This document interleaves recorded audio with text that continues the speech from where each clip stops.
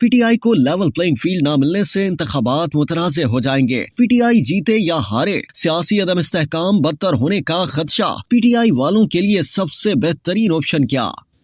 Pakistan Tehreek Insaf military establishment के साथ अपने मामला तय और अपने कारकुनों को फौज मुखालिफ बयानिए से दूर रखे बगैर इलेक्शन में हिस्सा लेने जा रही है। 9 मई के वाकयात के बाद पीटीआई के खिलाफ शुरू होने वाले क्रैकडाउन के पेश नजर और इमरान खान की गिरफ्तारी के बाद सीनियर पार्टी क़यादत बहुत ज्यादा मोहतात हो गई है। ताहम पार्टी की जानिब से अपने कारकुनों की उस सोच के खात्मे के लिए कोई संजीदा कोशिश नहीं की गई जो 9 मई के हमलों का सबब बनने वाले फौज मुखालिफ बयानिए से ताहाल जहर आलूद हैं। कुछ आजाद मुबस्सिरीन का ख्याल है कि मकबूल पाकिस्तान तहरीक इंसाफ को मुकाबले के लिए मसावी माहौल न देने से इंतखाबात मुतनाज़ हो जाएंगे, जिससे मुल्क को इंतहाई जरूरी और मतलूबा माशी और सियासी इस्तेहकाम नहीं मिल पाएगा। जबकि डर है कि पीटीआई अगर फौज से अपनी लड़ाई खत्म किए बगैर इलेक्शन जीत कर इक़्तिदार में आई तो इससे सियासी अदम इस्तेहकाम बदतर हो जाए।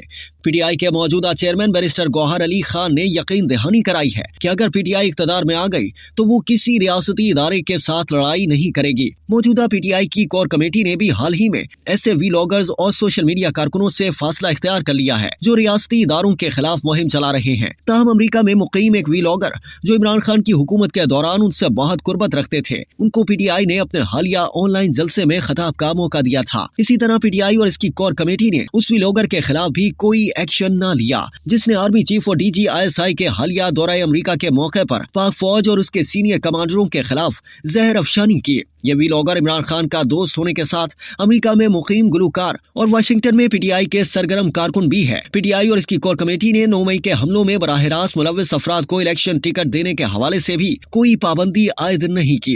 इस मामले पर पीटीआई के चेयरमैन का कहना है कि जो लोग कानूनन इलेक्शन लड़ने के अहल हैं उन्हें इलेक्शन लड़ने का हक हासिल है। कोई नहीं जानता कि फौजी क़यादत के खिलाफ हर तरह के इल्जाम आयद करने वाले इमरान खान की राय तब्दील हुई है या उनकी सोच वैसी की वैसी है।